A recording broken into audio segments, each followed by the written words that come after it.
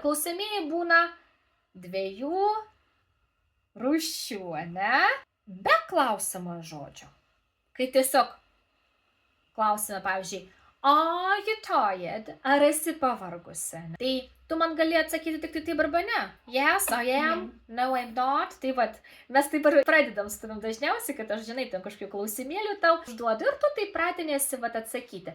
Ašgi neklausiu nei apie vietą, nei apie laiką, nei apie priežastį, nieko. Tiesiog vat, ar taip, ar ne taip, taip ar ne. Ir mes juos taip ir vadiname. Yes, no questions. Taip pat būna klausimai su klausimu žodžiu. Teisingai? Va, arba klausiamoji frazė. Nebūtinai vienas žodis, gali būti ir du žodžiai. Kaip pavyzdžiui, kokį pavyzdį atsimeni, kai du žodžiai būna? Pavyzdžiui, kiek tau metų, kaip tu klausi?